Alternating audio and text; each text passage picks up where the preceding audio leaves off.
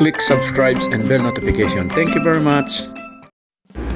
Hello po mga kaibigan. Ito po ang kabuuan ng ating troubleshooting water heater tank circuit breaker trip.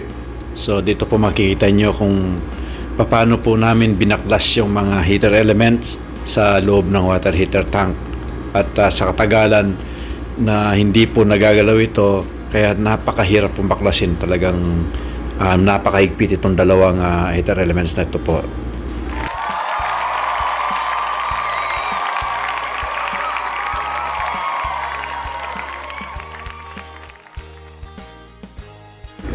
Ito po ang dahilan kung bakit po ang circuit breaker ay nagtitrip. Dahil po itong heater element na ito ay worse ng kondisyon niya. Talagang natlusaw na yung kanyang bakal at nagkaroon na ng internal shortage sa loob ng tank. Water plus electricity is really dangerous. So ito po yung nagiging cause kung bakit nagtitrip ang breaker. Mayroon pong mga kalawang. Bali ang heater elements na to ay naubos na yung kanyang tinatawag nilang sink anode. Yung sink anode na yon, yun ang magiging protection niya sa kalawang para magtatagal siya. Bali almost 5 years na po ito umabot. Ngayon lang po ito na mapapalitan ng bagong elements. So itong dalawang ito ay parehas na ang kondisyon, parehas na talagang kinanan ng kalawang. Ito yung heater elements number 1 at yung sa ibaba naman ay yun ang heater elements number 2. So sa katagalan ito yung mga dahilan kung bakit nagkakaroon ng short, dahil nga natutunaw ng kalawang ng ang mga elements. So panoorin nyo itong video na to at makita nyo kung paano palitan yung bagong elements at kung paano lalagyan ng sink anode, at kompleto na matitest namin hanggang sa dulo kung ang kanyang current, kung ano ang power consumption niya. Dahil ang bawat elements na ito na heater elements ay ang capacity nito ay 2,000 watts bawat isa. Bali ang supply ng voltahe nitong elements natin ay 220. So ang maging expected natin pag sinukat natin yung current ay more or less 9 amperes. 9 amperes or between 8 to 9 amperes ang makikita natin na normal current sa elements na to pagka operational. So tingnan nyo, ito naman pangalawang elements na to ang babaklasin. Kung gaano po kaigpit ay ginamitan namin ng pipe para magkaroon ng lakas na pag-ikot dito sa tools na gagamitin namin pambaklas. So ito po makikita nyo. So, panoorin nyo po yung video na to hanggang sa matapos at makita nyo ang operation nito. Maraming salamat po. Sana wag nyo pong kalimutang i-click ang subscribe at saka yung bell notification para ma-notify po kayo sa mga sunod pang mga video. So, maraming salamat po.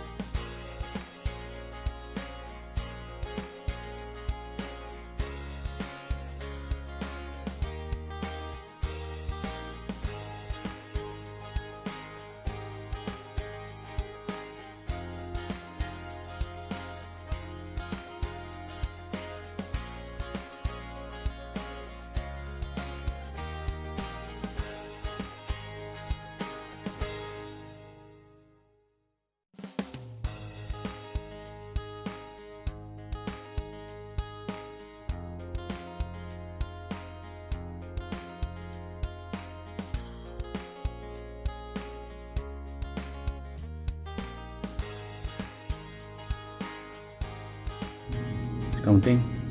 Yeah, what I do.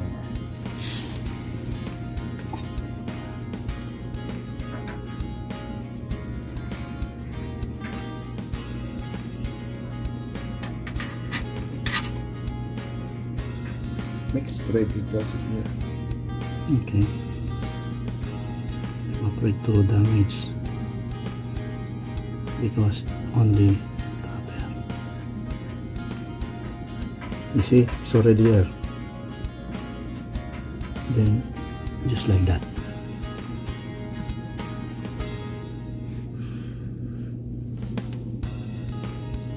After this one, we will kick and we'll see, okay?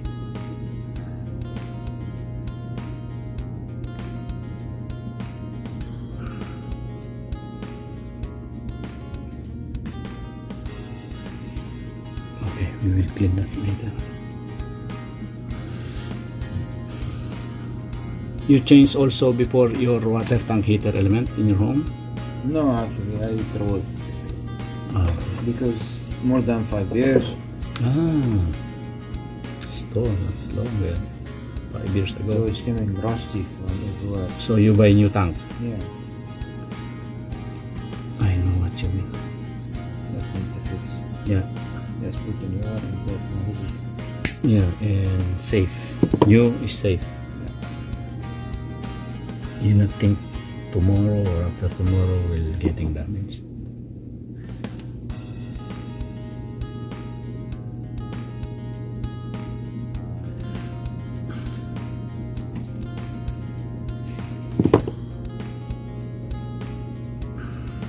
Because if we put without make proper wiring, is no good connection, because this is 2000 watts, you know. It's not easy, it's not ordinary, so we need to make proper like that, so it's contact solid.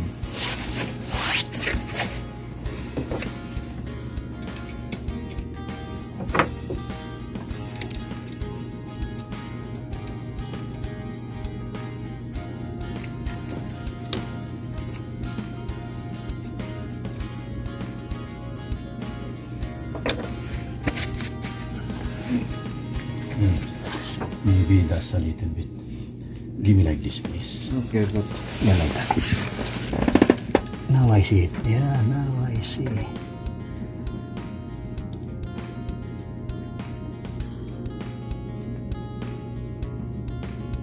You see it?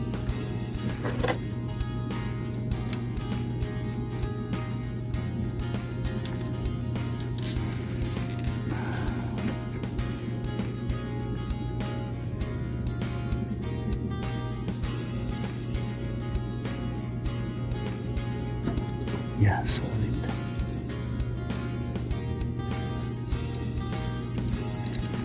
I think you need more better screwdriver Not to this one. tight it. Yeah, Yeah. to tight it hard. Yeah, I understand. Now looks all perfect. But for now, we will see. I want to make final tight. This one is better. It's more stronger. I know what you mean. But when I use this one in tight, that's strong enough.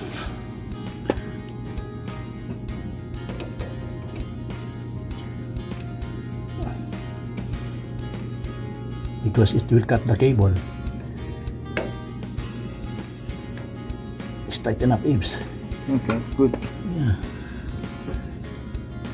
The problem for the it's tight enough. The cable, when too much tight, it will cut it. When it's loose, it will hot. It's enough. Yeah. So we will test it now. I will test it, huh? I will put the power. All sensor done, perfect. Yeah.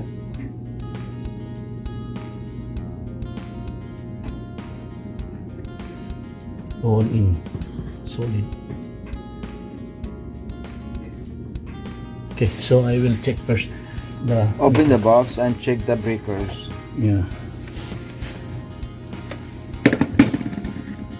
Where's my meter? I want to use the meter first before. This is a clamp ammeter, and this is the multimeter. To be sure, all okay.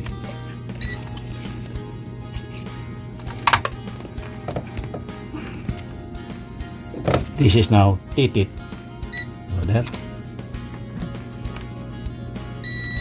See, we will see if there is a grounding short or not.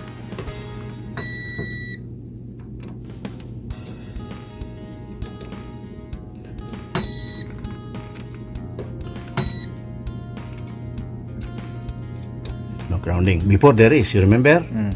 One side there is. Now nothing. Now I go this side.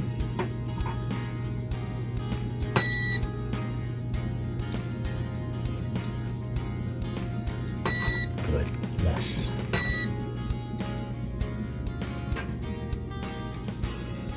All safe. The problem before, because the filament's getting out and the water's getting in, touching. Now this should be 25 ohms. Correct, 25, huh? This one is 25 either.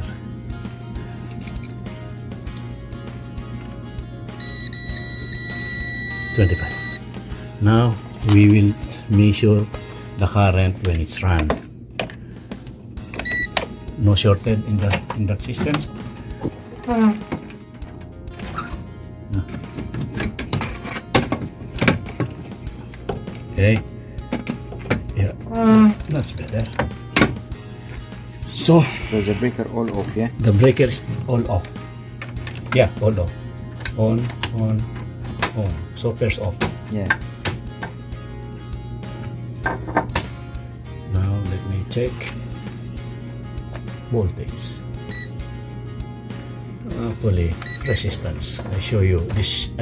This should I get 25 ohms. Here should be 25 ohms. Here should be 25. See, this side also should be 25. 25. See, this one is the pump. This is these two. So now what we do, I will measure there. No, I will. Let me put up a little bit. I will power the. I will power if the there. I will power the breaker, and we'll see. Okay? Yeah, but no problem. The cable here. No problem. You're right. No problem. All safe. Okay. All safe. Should I power on?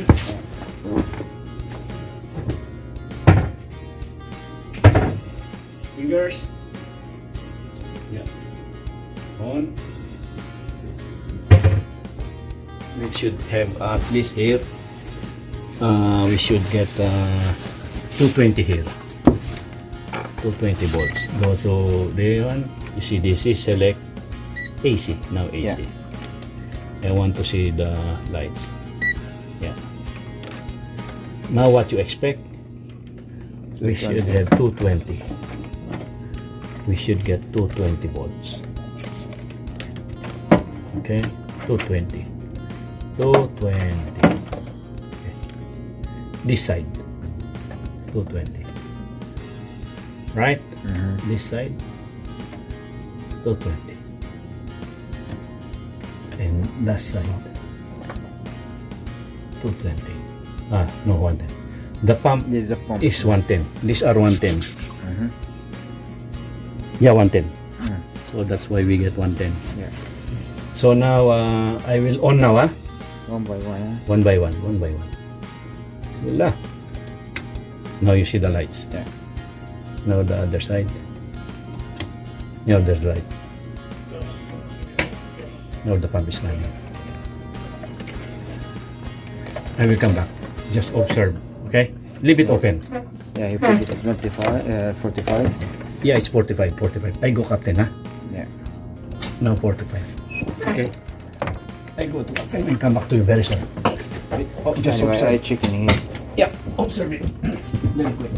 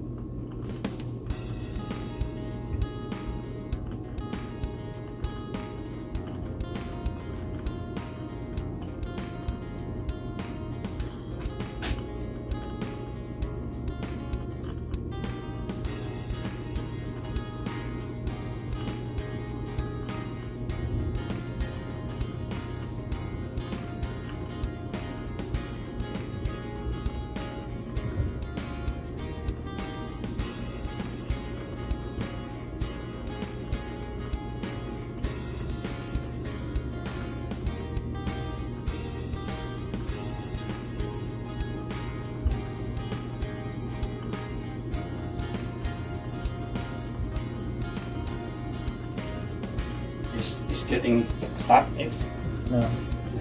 should stop. What? Just stop. The You can't stop until you reach the temperature. yeah, actually, yeah, you're right. So it's still running. Okay.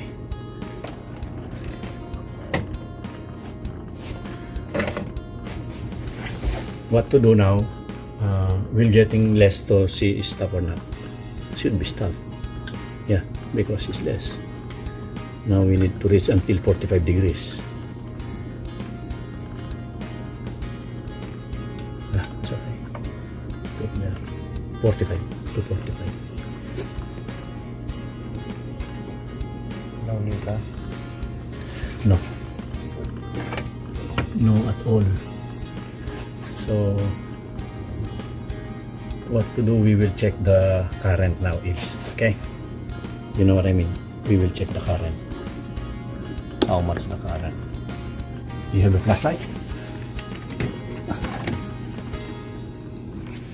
We should get the current now. At least 9 amperes or less. Oh, 3 only.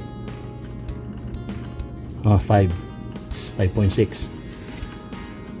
It's good. See? 6.2. This is okay. This is very, very safe. It's running. The other one. This is what I expect. 8? 8. Why? Because 2,000 divided by 220 equals 9. So this is 8.9. See? Should be. So this is perfect.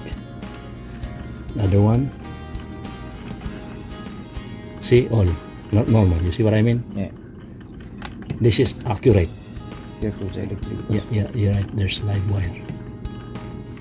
So now here is less a little bit. 6.2 is considered good. If it is 4.3, meaning the current is not strong. Okay, that's the red one.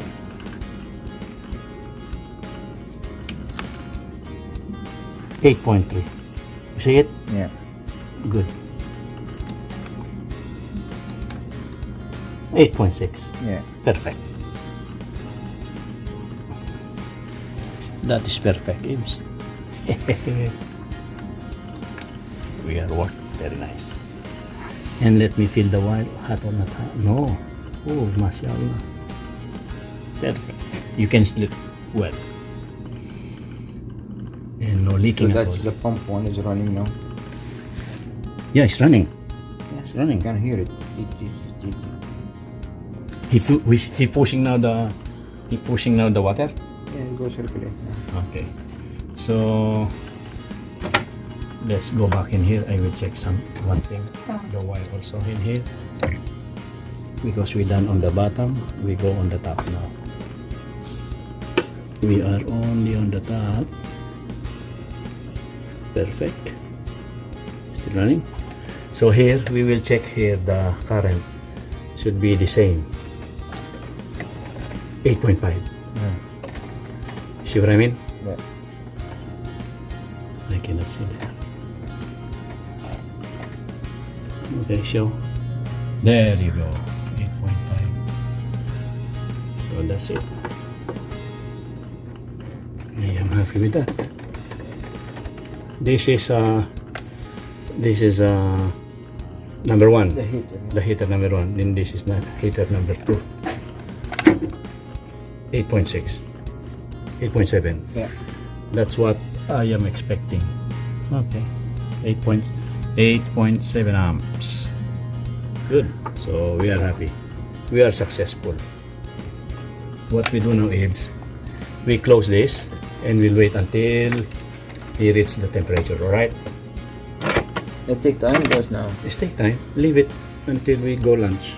But we are happy. All in the normal condition. I am happy. We are success. If something that abnormal, you will trip the breaker. Yeah. So everything is perfect. Okay. Okay, so we can we will wait until this one is shut down.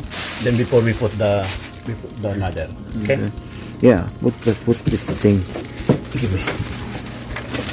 We are under observation now. Thank you. This and the side also. Over here, over there. Over there. Yeah. So we know there is. And we have tools. Yeah. So I close now this one. We are happy. Well done, yeah.